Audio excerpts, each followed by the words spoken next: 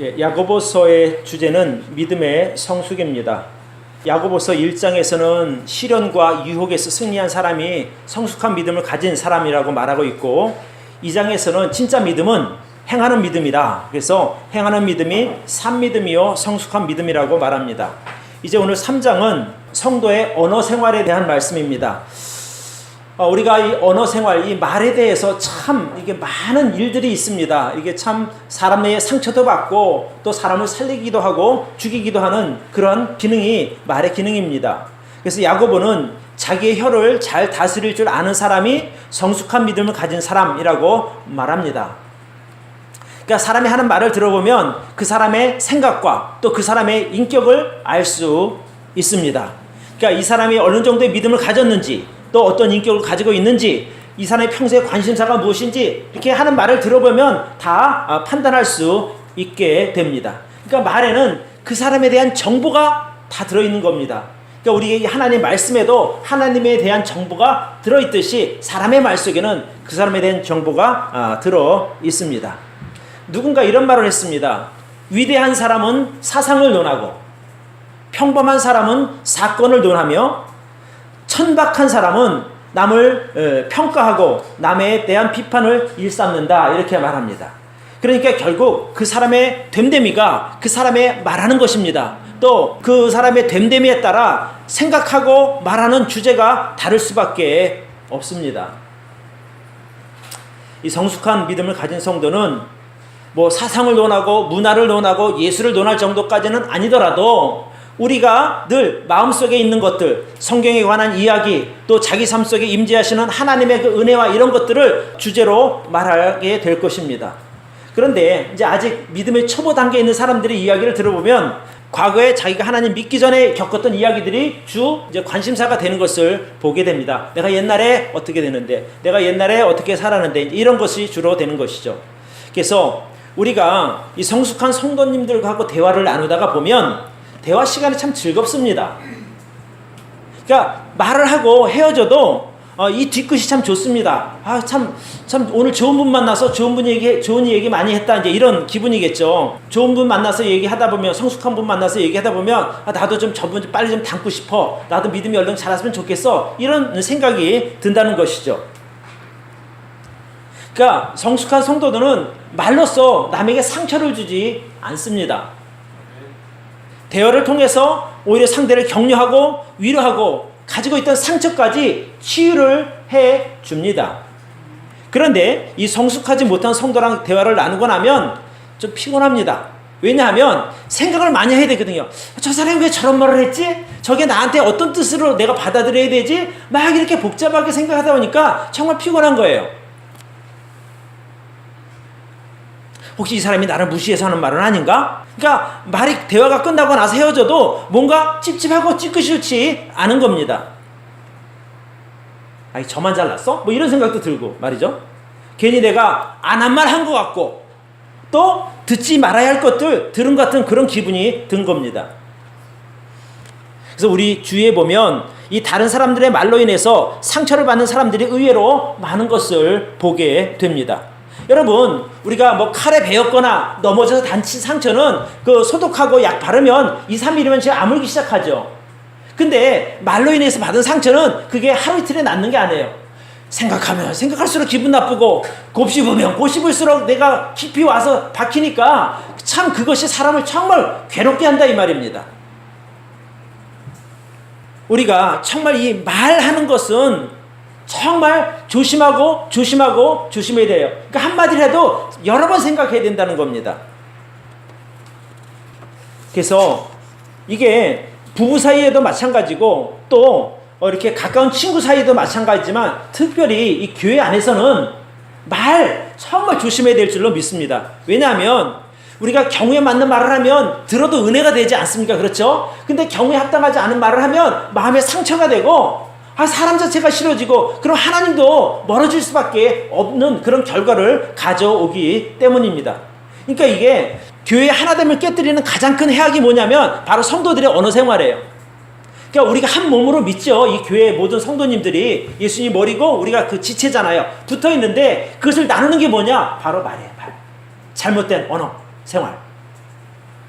교회에 하나됨을 해치는 이 성도의 언어 생활을 어떻게 해야 하는지 오늘 성도의 언어 생활이라고 하는 제목으로 함께 보고를 나누도록 하겠습니다. 여러분들 책망하기 위한 설교가 아니라 어떻게 우리가 좀 더 정제된 언어 생활을 통해서 서로도 하나가 될 수 있는가, 한 몸이 될 수 있는가를 이렇게 말씀드리려고 합니다. 첫 번째 우리 같이 한번 읽어볼까요? 시작. 성도의 언어 생활에서는 절제함이 필요합니다. 예. 절제함, 이게 정말 중요한 겁니다. 사람이 뭐 가정에서든지 또는 직장에서든지 어느 모임에서든지 할 말 다 하는 사람은 없을 거예요. 분위기를 보고 자기 위치를 생각하고 항상 말을 좀 이렇게 좀 가려야 됩니다. 할 말 다 하다 보면 세상이 어떻게 돌아가겠습니까? 그죠? 특별히 성경은 이렇게 말해요. 우리 3장 1절과 2절을 보시기 바랍니다. 내 형제들아, 너희는 선생된 우리가 더 큰 심판을 받을 줄 알고 많이 선생이 되지 말라. 우리가 다 실수가 많으니 만일 말에 실수가 없는 자면 곧 온전한 사람이라 능히 온몸도 굴레에 씌우리라. 말을 잘못하면 온몸에 굴레가 씌워진다는 겁니다. 그러니까 너희가 많이 선생이 되려고 하지 말라 이렇게 말해요. 이게 무슨 말이냐면 이제 두 가지를 생각할 수 있는데, 첫 번째로는 다른 사람들의 그 부족한 것, 또 이 좀 죄라든지 이런 것들 보면 참지 못하는 분들이 있어요. 자기 왜 그렇게 해? 자기 이거 잘못된 거 아냐? 아니, 이렇게 정말 쿡쿡 찌르는 분들이 있단 말입니다. 그러니까 늘 가르치려고 행동하고 남의 것들을 보고 말을 참지를 못한다는 거죠. 좀 신기한 것은 뭐냐면 어떻게 그래 남의 부족한 거 잘 보는지 몰라요. 그런 것만 보이는가 봐. 신기할 정도로. 어쩌면 그게 은사일 수도 있겠지만 우리가 조심해야 될 것은 하나님께서 큰 은사를 맡기면, 큰 능력을 주면 그만큼 요구하는 것도 많다는 겁니다. 네가 선생된 위치에 있어? 그러면 너에게 내가 계산할 게 많어 이거죠. 왜? 중요한 역할을 맡았으니까.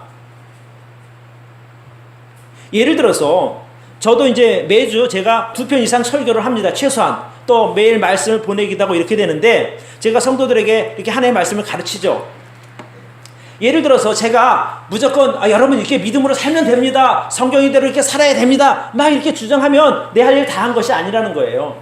참 신기한 것은 제가 만약에 여러분들에게, 여러분 성도 여러분 믿음으로 사셔야 합니다. 환경이 흔들지 말고 하나님의 선하신 계획을 신뢰하고 믿음으로 끝까지 잘 견디셔야 됩니다. 이렇게 제가 설교를 하잖아요. 그러면 신기하게 그 주나 그 다음 주에 내게 그런 상황들이 닥치는 거예요. 그러니까 내가 믿음으로 갈 수밖에 없는 상황이 내 앞에 놓여지니까 어떨 때는 설교하는 것 자체가 사실은 부담이 되는 거예요. 그러니까 쉽게 설교하면 저도 쉬우니까 그런 마음까지 들 정도예요. 오늘 예를 들어서 제가 이제 이 말에 대한 이게 설교를 하죠. 그럼 다음에 내가 말로 인해서 잘못하면 실수할 가능성들이 많아진다는 거예요. 그러니까 더 조심할 수밖에 없게 되는 거죠. 그러니까 하나님께서 너 성도들에게 이렇게 설교했지? 너도 한번 그대로 한번 살아봐. 꼭 이렇게 저에게 하시는 것 같아요. 환경적으로. 그래서 하나님께서는 여러분들이 다른 사람들에게 들이대는 그 날카로운 잣대로 여러분들에게 요구하시는 거예요. 너도 그렇게 해봐. 그렇기 때문에 야고보 사도가 하는 말이 뭐냐면 너희가 많이 선생되려고 하지 말라는 거예요. 자, 두 번째, 많이 선생이 되지 말라고 한 뜻이 뭐냐면 선생이 되면 남을 많이 가르쳐야 되다 보니까 아무래도 말이 많아질 수밖에 없죠. 그럼 말이 많아지다가 보면 실수가 많아지는 거예요. 그러니까 굳이 그렇게 말 많이 할 필요가 없습니다. 만일 말에 실수가 없는 자면 온전한 사람이라는 거예요. 그러니까 말을 가능한 한 적게 하는 것이 오히려 더 낫습니다.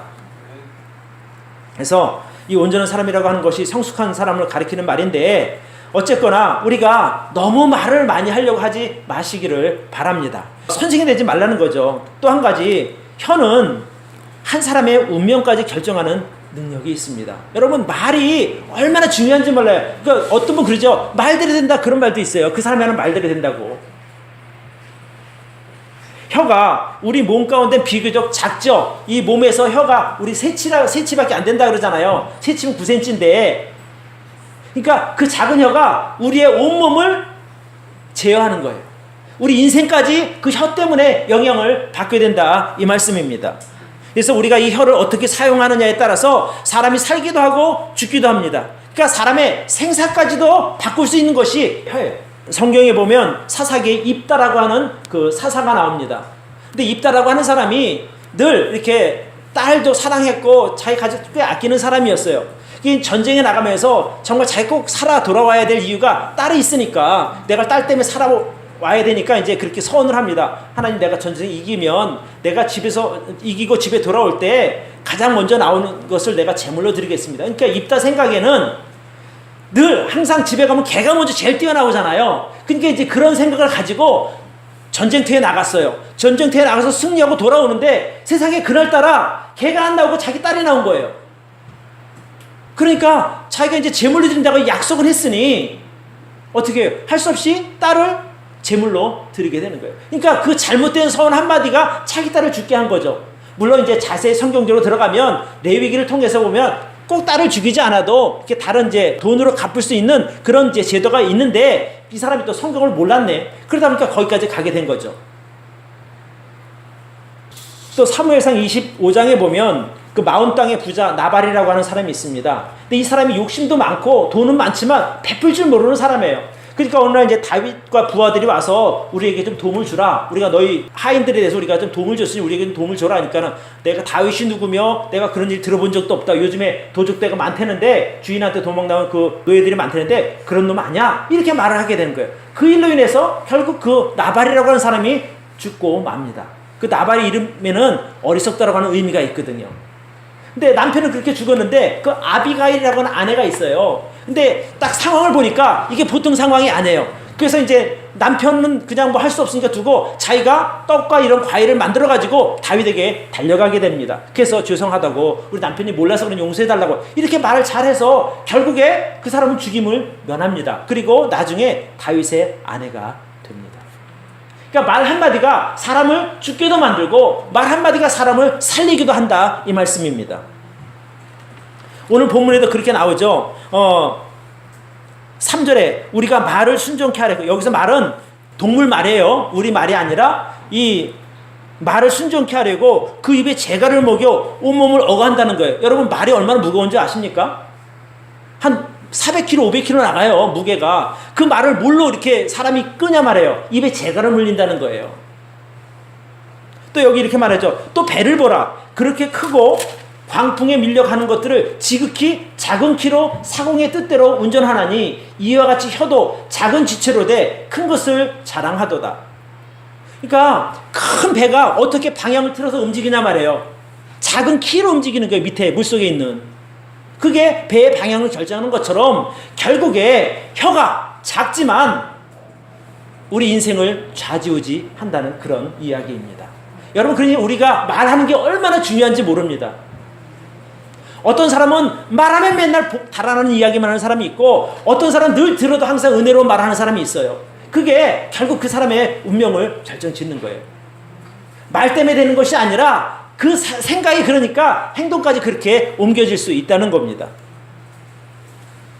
그래서 우리 혀가 작지만 우리 인생의 질을 결정하고 크게는 우리 인생의 영원한 삶까지 결정하게 됩니다. 저는 우리 사람들이 세상에서 가장 아름다운 말을 할 수 있는 것이 뭐냐면, 아름다운 말이 뭐냐, 우리가 할 수 있는 말 중에 그것은 바로 죄인이 복음을 듣고 하나님 앞에 진심으로 회개하고 예수를 영접하는 기도가 저는 가장 아름다운 언어라고 생각합니다. 왜냐하면 그것이 내 인생의 영원한 삶을 결정짓는 것이기 때문에 그렇습니다. 그 기도는, 그 한마디의 기도는 한 사람의 인생과 영원한 삶을 바꾸는 가장 위대하고 아름다운 말이 됩니다. 내가 앞으로 어떤 인생을 사는가는 지금 내가 가지고 있는 새 지혜를 어떻게 사용하느냐에 따라 달라질 수 있습니다. 예를 들어서 여러분 결혼하신 분들을 그럴 거 아니에요. 남자들은 아내를 얻을 때 어떻게 말해요? 야, 원래 뭐 실은 관두고 이렇게 하진 않았을 거 아니에요. 갖은 말로 다 이렇게 해서 여보 당신 나랑 결혼해주면 내가 당신 행복하게 해주겠어, 이렇게 다 말을 할 거 아니에요. 그죠?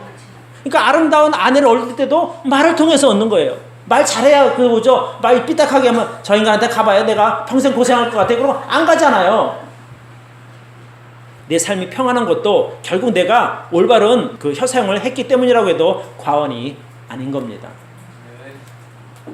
그러니까 이 혀를 절제하지 못하면 모든 것이 파괴될 수 있는 거예요. 자, 여기 5절을 보시기 바라요. 보라, 어떻게 작은 불이 어떻게 많은 나무를 태우는가. 혀는 곧 불이요 불의의 세계라. 혀는 우리 지체 중에서 온몸을 더럽히고 생의 바퀴를 불사르나니 그 사르는 것이 지옥불에서 나느니라.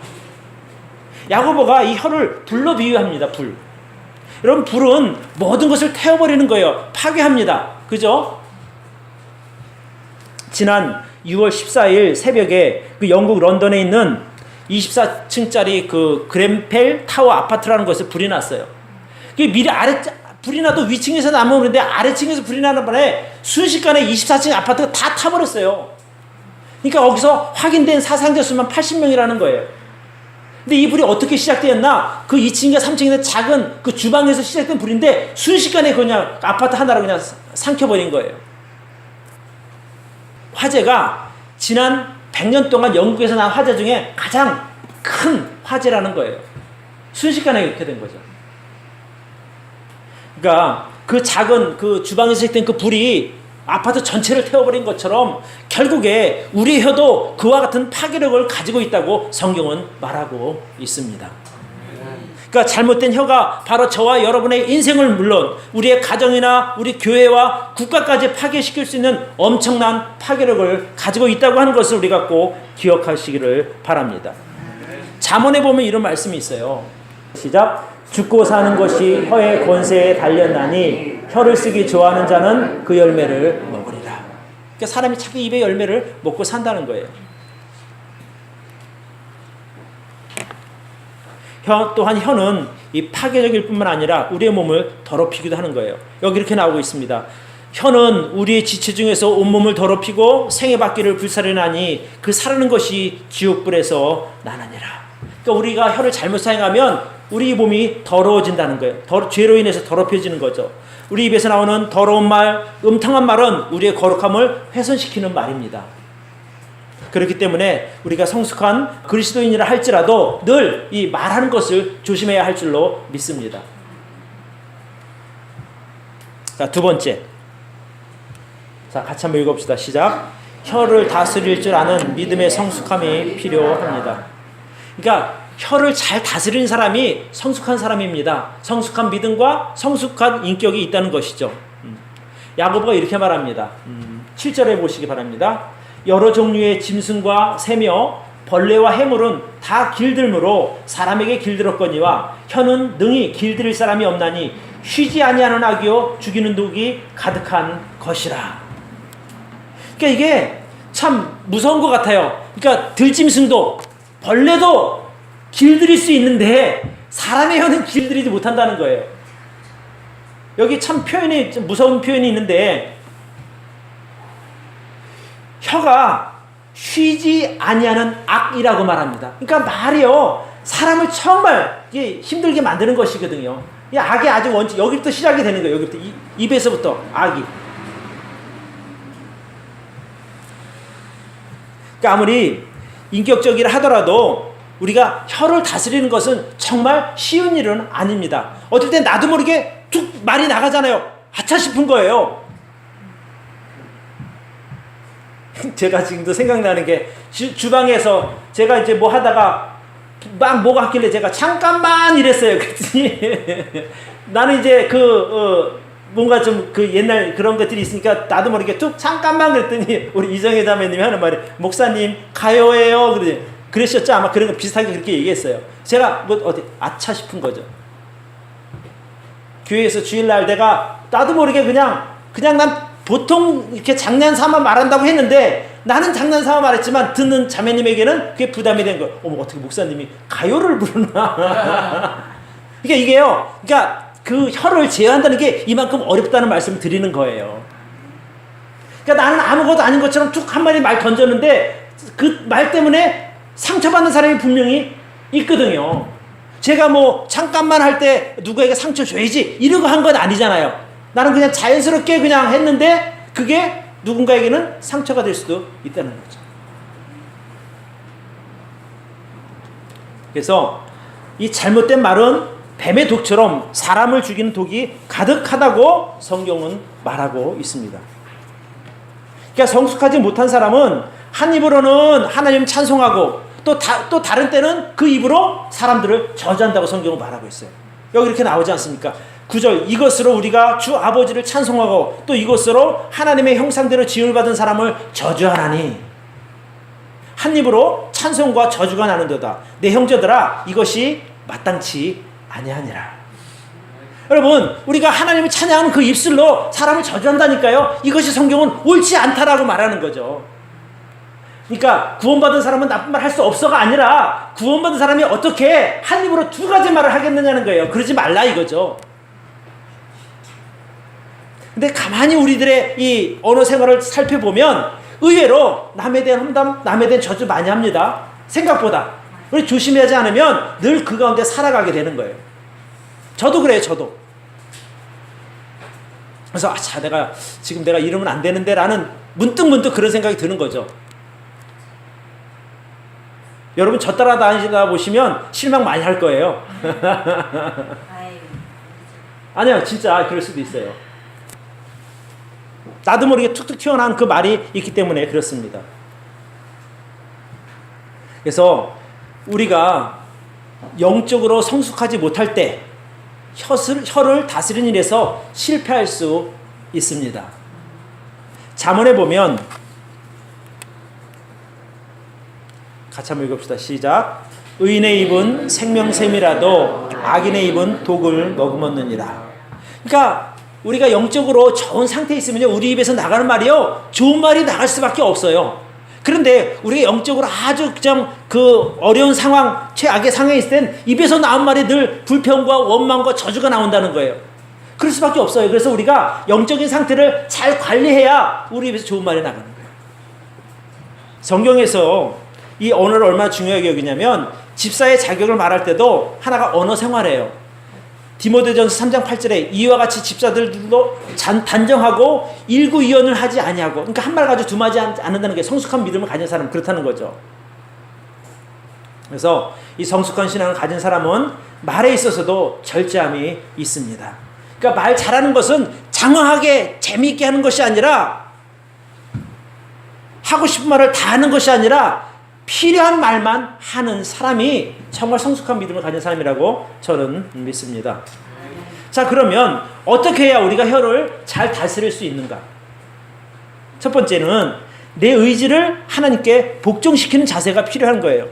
그러니까 내가 하고 싶은 말 다 하는 게 아니라, 성경에 이런 말씀이 있거든요. 같이 한번 읽어보세요. 시작. 여호와여, 내 입 앞에 파수꾼을 세우시고 내 입술의 문을 지키소서. 그러니까 내가 말을 하다 보면 실수를 자꾸 하니까 오죽하면 하나님, 내 입에 파수꾼 좀 세워달라는 거야. 파수꾼. 내가 말 좀 가려할 수 있도록, 아무 말 하지 않도록, 함부로 말하지 않도록 내 입술을 좀 지켜주세요. 이렇게 말하는 거예요. 그러니까 내가 성령님을 의식하고 하나님을 의식하고 말할 때 절제할 수 있는 거예요. 내가 목사인데 말을 이렇게 하면 안 되지, 이런 생각이 든다는 거죠. 두 번째, 하나님과의 교제가 풍성해야 됩니다. 왜냐하면 내가 누구와 어울리느냐에 따라서 내 언어의 그 습관이 형성이 되거든요. 예전에 우리 아이들이 도대체 욕할지 모르는 아이들이 어느 날 갑자기 욕을 하는 거예요. 그래서 너 어디서 배웠어? 그러니까 친구들이 이렇게 말한다는 거죠. 집에서는 전혀 욕을 사용하지 않는데 걔가 그 욕을 언제 배웠냐는 거예요. 밖에 나가서 친구들과 어울리다 보니까 걔가 욕인지도 모르고 하는 거죠. 그런 말 하면 안 돼. 나쁜 거야. 자기 친구가 하니까 자기는 배우고 싶어서 한 거예요. 저런 말도 하네, 그렇게. 근데 나쁜 건지도 모르고 하는 거죠. 그래서 내가 누구를 만나느냐에 따라 내 언어 생활이 달라지는 거예요. 여러분 깡패 만나보세요. 그럼 깡패들이 쓰는 언어 쓸 수밖에 없는 거예요. 그래서 우리가 하나님과 좋은 관계를 맺어야 그 하나님의 생각, 하나님의 마음으로 나오는 말들이 고운 거예요. 그러니까 우리가 좋은 언어 습관을 가지려면 좋은 상대를 만나야 되는데, 그 좋은 상대가 누구냐? 바로 하나님 아버지신 거예요. 이사야 50장 4절에 보면 주 여호와께서 학자의 혀를 내게 주사 나로 곰핍한 자를 말로 어떻게 도와줄 줄을 알게 하시고 아침마다 깨우치시되 나의 길을 깨우치사 학자같이 알아듣게 하시는도다. 그러니까 그 말하는 거 어디서 지혜를 얻냐면 하나님께 주시는 지혜로 말을 한다는 거거든요. 그러려면 하나님과 가까이 교제를 나눠야 그게 가능한 것이죠. 또 우리가 말을 실수하지 않으려면요, 말하기 전에 충분히 생각해야 합니다. 이거 절대 말하면 안 돼. 근데 지금씩 말할 때 그렇게 들었어요. 근데 나 말하다 보니까 뱉은 거예요. 내가 이거 하는데 이제 그 말을 메꾸기 위해서 그게 다른 거에서 막 뒤집어 해도 그게 덮여지지가 않는 거예요. 그러니까 이게 말하기 전에 좀 생각을 하면 좋은 거예요. 생각. 최소한 3번. 저는 이제 그런 생각을 해요. 진짜 내가 이 전하는 말이 사실일까? 아니면 두 번째는 내가 이 말이 꼭 해야 할 말인가? 꼭 필요한 말인가 생각해 보라는 거예요. 또 3번째, 내가 이 말을 할 때 상대에게 덕을 끼치는 건가 좀 생각하는 거예요. 내가 이 말을 해도 상대가 아픔을 느낀다든지 상대방 기분 나쁘면 안 하는 게 차라리 낫죠.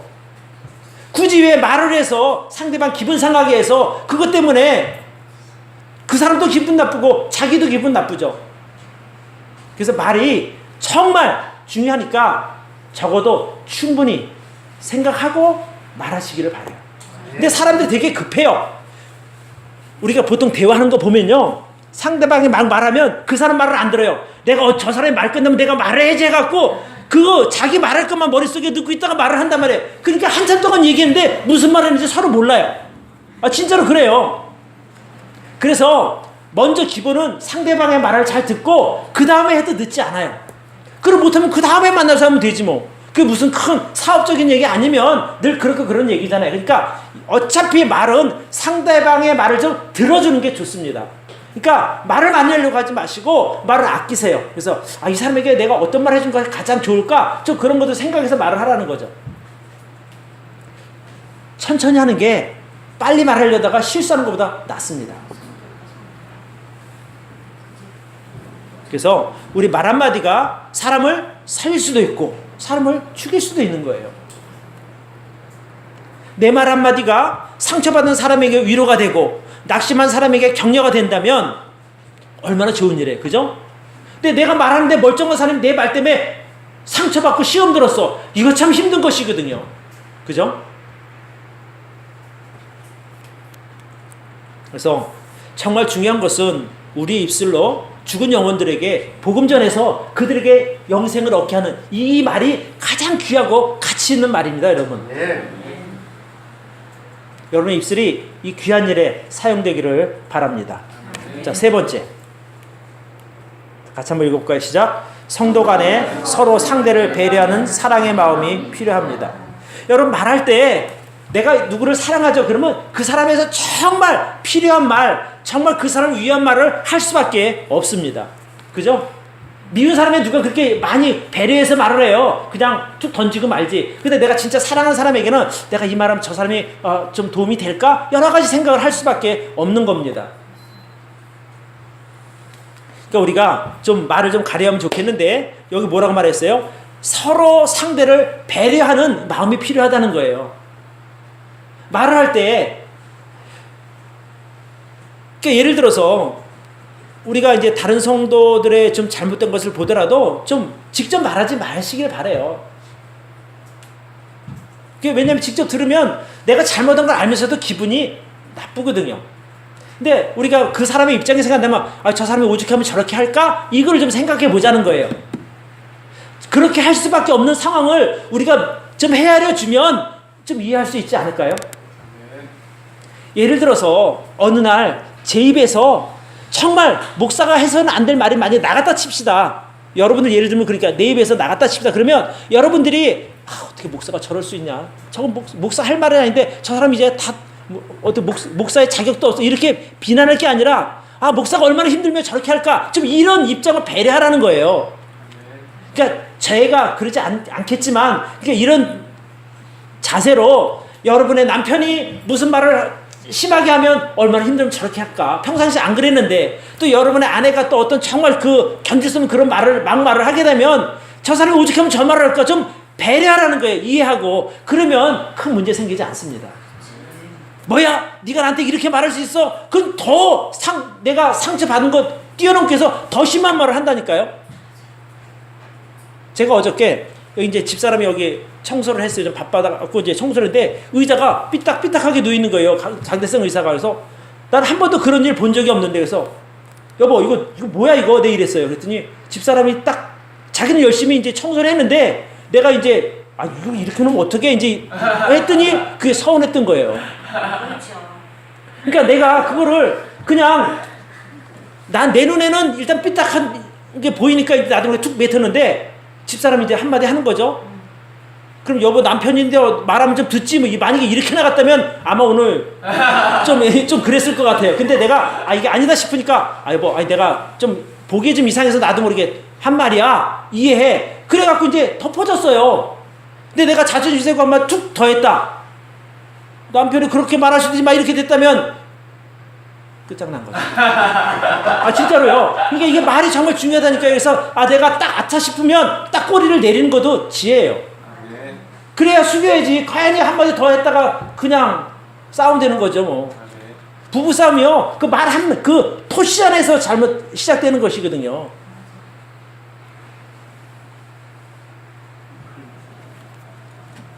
오늘 큰일 날 뻔했네. 네? 오늘 점심 못 먹을 뻔했어요.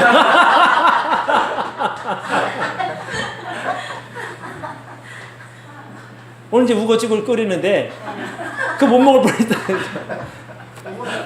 그러니까 이게요. 왜 제가 토시자만 했냐면 왜 당신은 좀 그러지 마. 그런데 당신은 늘 그래. 그러면 있죠. 그 늘이라는 그 단어 하나가 되게 기분 상하게 하거든요. 아니면 또 했어 이러잖아요. 내가 언제 했는데 또 했다 그래? 예전에도 그랬죠. 근데 여자들이 기억력이 좋아서 아주 뭐 20년 전 거 다 생각해요. 저는 생각도 안 나는데 옛날에 그랬더니 그래서 나 기억이 안 나니까 당신이 기억력이 나빠. 못 이겨요 절대. 그래서 저는 이기는 거 포기했어요.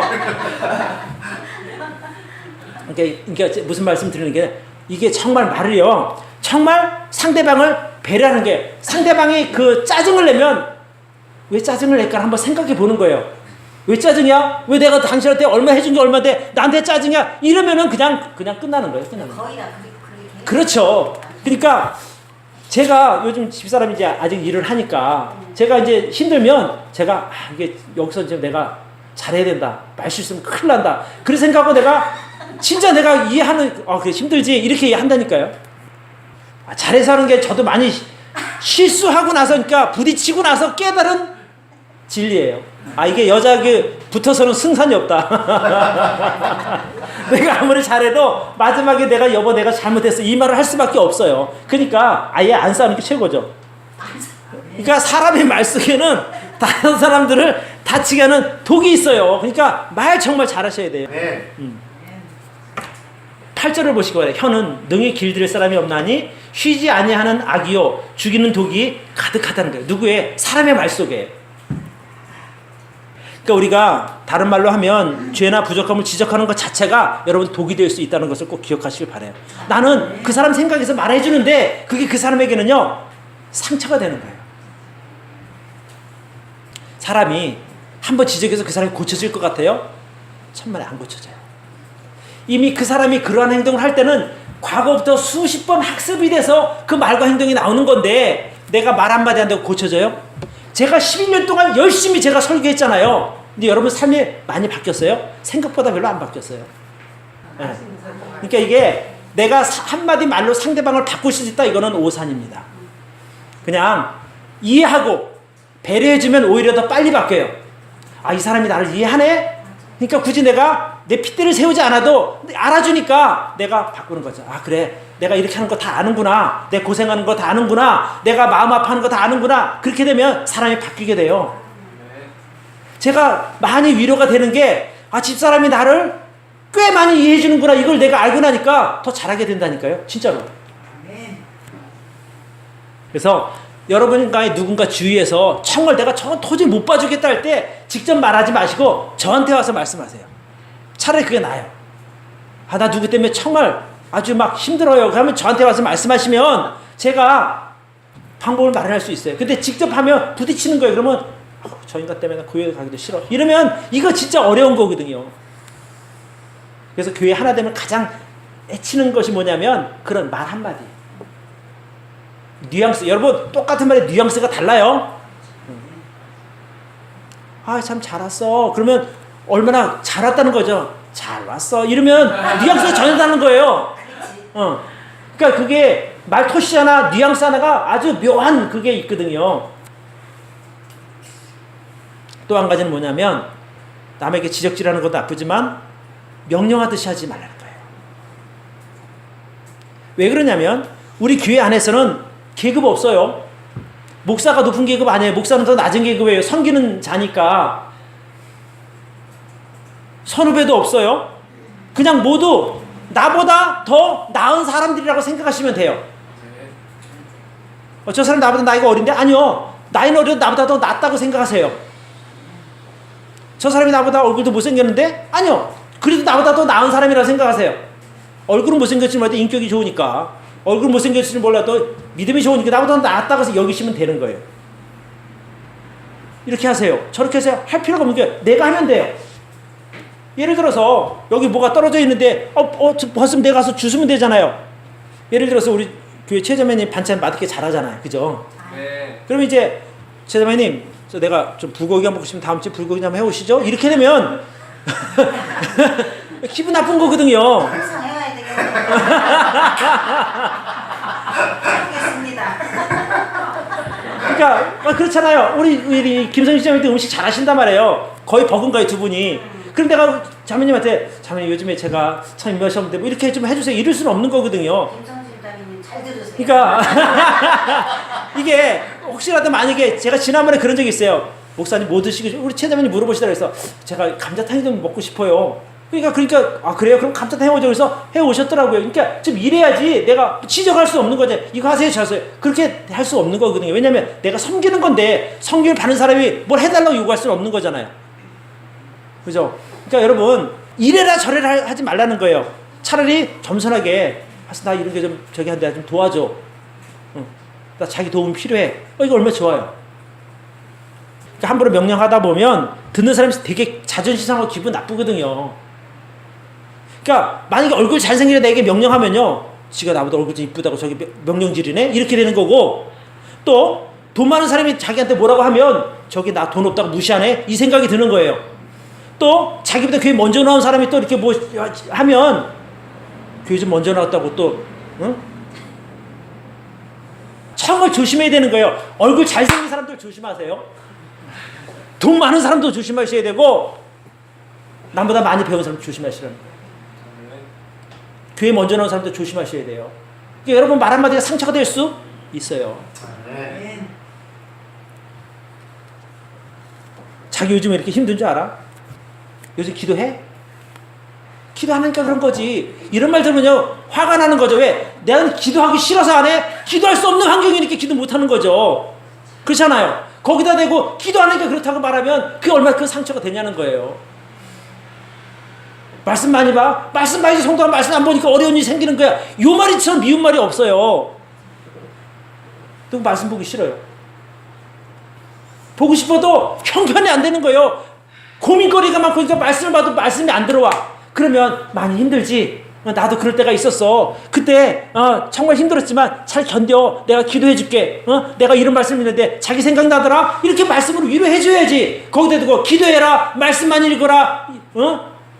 이게 할 말이 아니라는 거예요. 그러니까 명령하지 마세요. 또 내가 아무리 좋아도 너무 좋은 척하지 말아요. 그렇잖아요. 정말 내가 너무 잘난 거 좋아요. 그렇다고 그 사람이 그런 거 있잖아요. 너무 좋아. 그래 어쩔 줄을 모르잖아요. 그러면 한 번, 두 번 들으면 그래, 부럽다. 나도 좀 해야 되는데 자꾸 들으면 사람이 짜증나요. 왜 그런 줄 아세요? 상대적으로 박탈감을 느낄 수 있다는 거예요.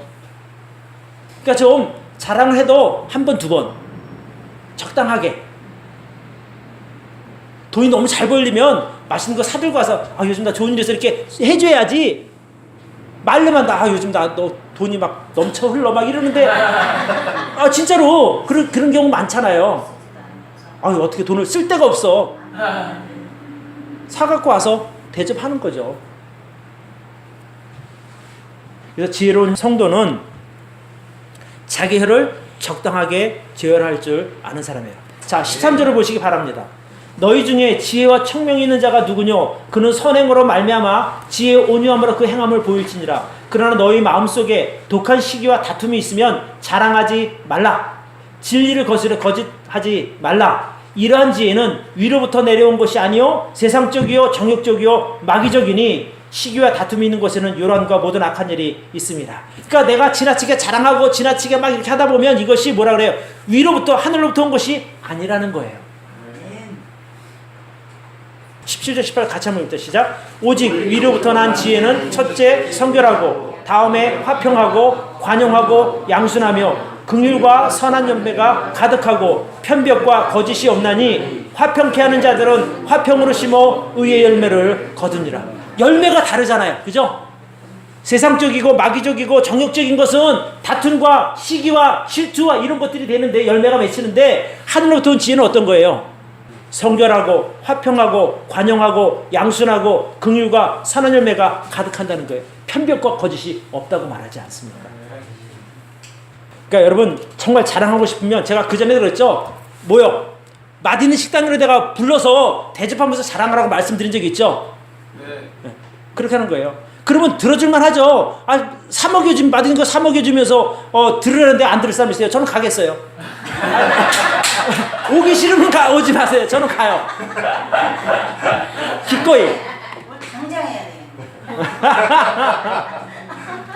그리고 또 한 가지 우리가 좀 자랑할 때 주의할 게 뭐냐면 내가 막 이러지 말고 하나님 나에게 정말 내게 복 주셔서 나 이렇게 됐어. 나 얼마나 감사한지 몰라. 그러니까 하나님 자랑하셔야 돼요. 예수님 자랑하고 말씀 자랑하고 내가 이러면 결국 자기 자랑이거든요. 그래서 그건 듣기 좀 그렇잖아요. 하나님 해줄 텐데 누가 뭐라 그러겠어요. 목사님 나 하나님께 복 주셨네요. 아멘. 그죠? 하나님 내가 복이 많아요 목사님. 그러면 노멘 그래요. 그렇잖아요. 가끔 저도 제가 이제 아내 자랑 많이 하잖아요. 그죠? 자랑할 만하십니까?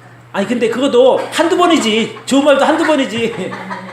맨날 자랑하면 아유 속에 만약에 나쁜만 가지고 있으면 아이고 지 혼자 잘 먹고 하도 좋긴 좋은가 보다 막 이런 마음이 들 수 있어요. 진짜.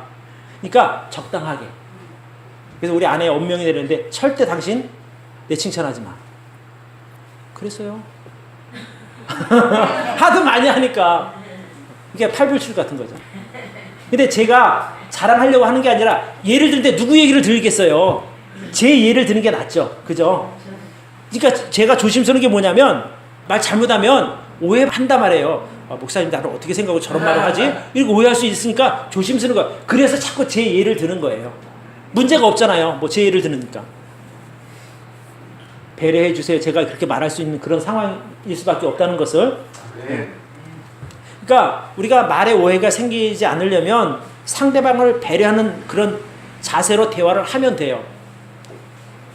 말에 대한 설교를 이렇게 하다 보니까 혹시라도 이 말 때문에 상처받는 분들 없기를 바라요. 내가 이렇게 얘기하다 보면 저 목사님 저거 틀림없이 나를 겨냥해서 하는 말 이렇게 생각하지 마시라는 거예요. 어떤 분은 이제 그런 분들이 있어요. 내가 막 말을 하고 나서 상대방이 막 힘들어하면 나 원래 그런 말 의도로 한 거 말 아니야. 나 내 뜻이 원래 그런 게 아니고 나는 격려하려고 그랬고 위로하려고 그랬어. 그분이 오해한 거야. 이렇게 되는 거죠. 근데 여러분 대화라고 하는 게 혼자 하는 게 아니잖아요. 서로 같이 이렇게 주고받는 건데 그 사람이 왜 오해할 수밖에 없냐는 거예요. 오해하게끔 말을 한 거예요. 만약에 말을 안 했으면 오해 안 하잖아요. 말을 한 것 때문에 오해를 받았으니까 결국 말한 사람이 그 사람의 형편을 배려하지 못해서 말한 것이 되는 거예요. 그러니까 말할 때 주의할 게 뭐냐면 상대방의 형편을 배려하라는 거예요. 내가 이 사람에게 이 말을 하면 도움이 될까를 따지지 않으면 영락없이 상처가 됩니다. 예를 들어서 이제 어떤 사람이 돈으로 막 어려움을 당하고 있어요. 정말 절절매고 또 말도 못하니까 혼자 끙끙 앓고 있는데 그 얘기하다 보니까 요즘 사람들이 참 개념이 없어. 젊은 애들이 뭐 이렇게 말할 수 있잖아요. 당장 쓸 줄 알지 모을 줄도 모르고 참 사람들이 말이야. 막 계획도 없이 사니까 너무 한심하다고 막 이렇게 말하면 그 사람은 듣는 사람은요 꼭 자기한테 하는 것 같아. 그러지 않겠어요? 또 내가 어떤 사람 때문에 상처받고 고생하고 있는데 그 사람 앞에 가서 사람은 다 자기 하기 나름이야. 한 대로 받아. 이렇게 말한다고 생각해 보세요. 그럼 뭐야 이거? 내가 지금 이 고통받는 게 내가 다 잘못해서 그랬다는 얘기야? 이렇게 오해할 수 있는 것이거든요. 그러니까 상대방이 어떤 환경이 있는지 어떤 입장에 있는지 좀 배려하라는 거예요. 그리고 말을 좀 가려서 해야죠. 정말 이게 중요한 것이거든요. 이게 안 되면 상처 정말 많이 받습니다. 잘못하면 그 사람이 정말 밤에 밤잠도 못 자고 고민한다니까요. 그러니까 완전히 말 잘못하면 상처난 거 소금 뿌리는 거 똑같은 거예요. 나 힘들 죽겠는데 거기다 대고 와서 소금 뿌려보세요. 참 힘들죠. 제가 왜 이 말을 드리는 거 아니? 제가 예전에 이제 우리 교회 초창기 때 우리 교회 나온 자매님이 계셨어요. 정말 저하고 가까웠어요. 말도 좀 편하게 하고 부탁할 수 있는 그런 상황이라고 저는 생각한 거죠. 근데 이분이 이제 일을 하시는데 이제 그 건물 청소를 하시는 분이에요. 그러니까 이제 청소니까 이제 얼마나 이런 약품 같은 거 잘 알잖아요. 근데 우리 화장실이 2층 계단 내려가다 보면 거기에 좀 냄새가 나고 그러거든요. 여름이었어요. 그래서 내가 자매님 잠깐 이쪽으로 와보세요. 여기 이거 막 냄새 나는데 이거 어떻게 해야 돼요? 이제 물어봤어요. 근데 나는 진짜 좋은 마음으로 물어봤거든요. 근데 그분은 그게 상처가 된 거예요. 목사가 내가 청소한다고 나를 무시하는구나. 아 이거요 뭐 제가 뭐 한번 알아볼게요. 그리고 그날로 가서 그 다음부터 안 나오는 거예요. 근데 그때 당시 이제 그분이 남편이 돌아가셨고 이제 그런 상황이었어요. 그러니까 이제 그분 생각에 내가 남편을 중에 나를 무시하나? 근데 저는 그때는 거기까지 생각을 못했던 거죠. 당장 냄새가 나고 하니까 이걸 어떻게 해 이거를 좀 없애지? 이 생각만 했던 것이지 상대방을 배려하지 않은 거예요. 제가 지금도 그 일만 생각하면 내가 이거 입 때문에 내가 성도 하나 쫓아보냈다니. 그러니까 상대방을 배려하지 않으면요 누구나 실수할 수 있어요. 아 나는 그런 적 없다고. 아니요 본인은 몰라요. 말한 사람은 상대방이 상처 받아줄지 몰라요. 자기 발 뻗고 편히 자. 근데 그 들은 사람은 밤잠을 못 이룬다니까요. 그래서 말하는 사람의 의도보다 중요한 게 뭐냐면 듣는 사람의 입장입니다. 여러분 이거 잘 명심하셔야 돼요. 난 그런 뜻으로 절대 말한 거 아니야. 자기 입장이 그러니까 그런 거지. 그런 입장을 배려해서 이야기하셔야 돼요. 어쨌거나 내 말 때문에 상처받는 사람이 있다면 내가 한 말은 하늘로부터 온 지혜가 아닙니다. 여러분 꼭 기억하시고 정말 우리가 말할 때 의사의 표현을 좀 명확하게 하시길 바라요. 내가 이런 생각이 들어서 이렇게 하는데 오해하지 마라. 좀 명확하게 표현해야지 애매하게 말하다가 보면 정말 오해도 많이 생기고 정말 이게 얼마 되지 않는 이 성도님끼리 한번 다투고 나뉘고 한번 해보세요. 참 힘든 것이거든요. 그래서 이제 제가 이제 특별히 우리가 좀 말에 있어서 우리 좀 조심하자. 상대방을 좀 배려하자. 꼭 이 말씀을 제가 정말 드리고 싶어요. 그래서 여러분 꼭 배려하고 사랑하는 마음으로 말하기를 바랍니다. 기도하겠습니다.